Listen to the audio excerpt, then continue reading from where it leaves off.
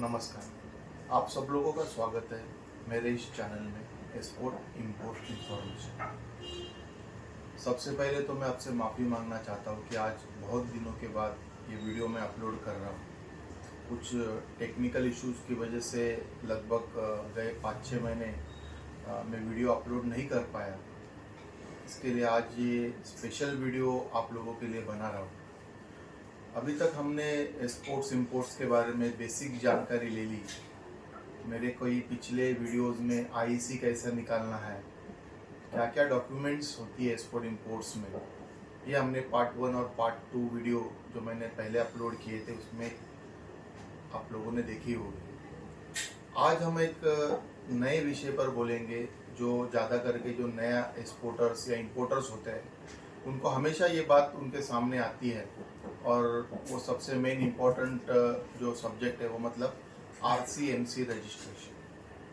तो आज की इस वीडियो में हम देखेंगे कि RCMC है क्या, FIO है क्या, एक्सपोर्ट प्रमोशन काउंसिल्स है क्या, कमोडिटी बोर्ड्स क्या करता है, इन सब के रोल्स आपके एक्सपोर्ट से कैसे कनेक्टेड है, और RCMC रजिस्ट्रेशन करना क्यों ज़रूरी है, ये सारी बातें आज हम इस वीडियो में देखेंगे। वीडियो के अंत में मैं आपको बताऊंगा कि आपको RCMC रजिस्ट्रेशन कैसे करवाना है, और वो भी घर बैठे सीधी तरीके से ऑनलाइन। सबसे पहले फिर हम देखेंगे ये RCMC है क्या।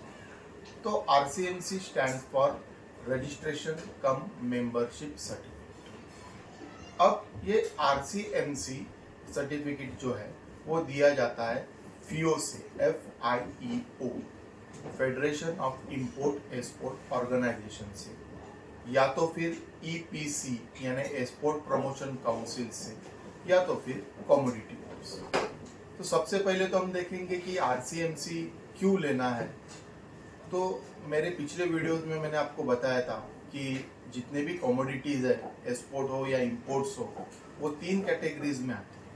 पहली कैटेगरी फ्रीली ट्रेडेबल, दूसरी रेस्ट्रिक्टेड, और तीसरी प्रोहिबिटेड। अगर आपके पास RCMC रजिस्ट्रेशन है और अगर आपका कैटेगरी रेस्ट्रिक्टेड में आ रहा है, आपकी कमोडिटी रेस्ट्रिक्टेड में आ रही है, उस केस में जिन बंदों के पास में RCMC रजिस्ट्रेशन नहीं है उन बंदों को वो एक्सपोर्ट या इंपोर्ट्स वो पर्टिकुलर कमोडिटी वो कर नहीं पाएंगे।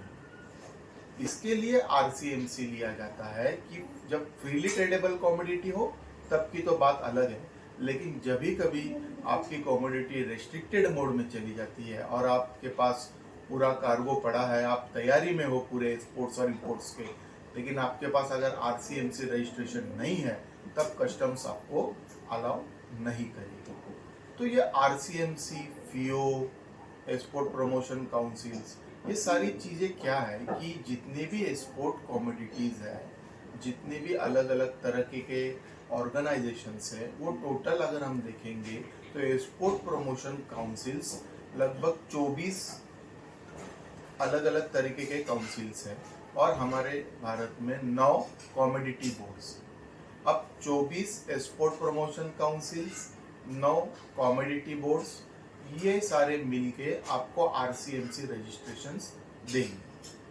अब जब मैं कहता हूँ कि एक्सपोर्ट प्रमोशन काउंसिल्स और अलग अलग आइटम्स के, तो अगर आप एग्रीकल्चर में डील करते हो तो अपेडा के बारे में अगर हमने सुना ही होगा, तो अपेडा भी एक एक्सपोर्ट प्रमोशन काउंसिल है।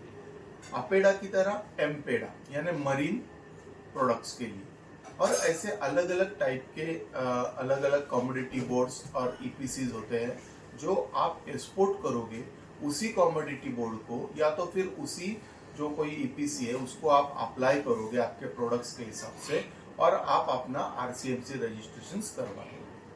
अगर आपका कमोडिटी कोई भी EPC में या कमोडिटी बोर्ड में नहीं आता है, तब आपको एक कॉमन RCMC रजिस्ट्रेशन सर्टिफिकेट दिया जाता है FIO से, FIEO यानी federation of import export organisation. ये है थोड़ी बेसिक मालूमात, क्योंकि हमने बहुत बार सुना होगा कि RCMC रजिस्ट्रेशन चाहिए, RCMC रजिस्ट्रेशन चाहिए।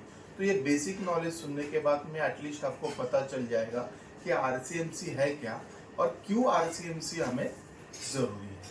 तो थोड़ा हम अभी आगे बढ़ेंगे इस वीडियो में, हम देखेंगे कि आरसीएमसी रजिस्ट्रेशन करते कैसे हैं, कौन आरसीएमसी रजिस्ट्रेशन हमें करवा के देता है।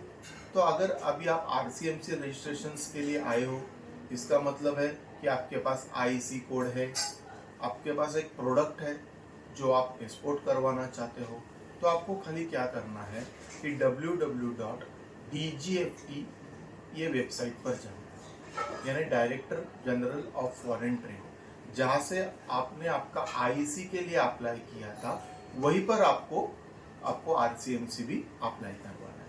एक बात ध्यान रखिएगा, आरसीएमसी रजिस्ट्रेशन कंप्लीटली ऑनलाइन है। कोई भी डॉक्यूमेंट, कोई भी चीज आपको ऑफलाइन नहीं स्वीकारी जाएगी। तो आरसीएमसी रजिस्ट्रेशन करवाने के लिए आपको डीजीएफटी की साइट ओपन करनी है, वहां पर आपके क्रेडेंशियल्स डाल के आपको लॉगिन करना है। लॉगिन करने के बाद में आपको सर्विस इस कॉलम में जाना है। सर्विसेज कॉलम को आप जैसे ही क्लिक करोगे, वहां पर आपको ERCMC ये पर्टिकुलर टैब दिखेगा। उस टैब को आपको टैप करना है। टैप करने के बाद में जैसे जैसे आपके सामने इंस्ट्रक्शंस आएंगे, वो सारी चीजें आपको तैयार रखकर अपलोड कर देना है। सबसे पहले वहां पर लगेगा आपका आईसी सर्टिफिकेट। तो एक बार आपके पास आईसी है तो आप एक आईसी अपलोड कर दोगे। उसके बाद में रिलेवेंट जितनी भी डॉक्यूमेंट्स है आरसीएमसी के लिए, वो सारे वही होंगे जो लगभग आपने आईसी की वक्त निकाल ली है। ज्यादा से ज्यादा एक डीएससी लग सकता है, डीएससी यानी डिजिटल सिग्नेचर। लेकिन अगर डिजिटल सिग्नेचर आपके पास नहीं है तो आप आधार ऑथेंटिकेशन से भी आप अपना काम करवा सकते हो। कोई जरूरी नहीं है कि आपके पास डीएससी हो। तो आधार ऑथेंटिकेट आपको उधर करवाना है। आधार ऑथेंटिकेट करने के बाद में वो आपको आरसीएमसी रजिस्ट्रेशन किया जाएगा और आपका आरसीएमसी जो सर्टिफिकेट है ये ऑनलाइन आपको दिया जाएगा और उसका एक कॉपी आपको, हार्ड कॉपी आपके आईसी एड्रेस पर आपको भेज दिया जाएगा। तो ये जो आरसीएमसी है, it is connected to your IEC code. और ये जो आरसीएमसी दिया जाएगा ये आपको 5 साल के लिए दिया जाएगा।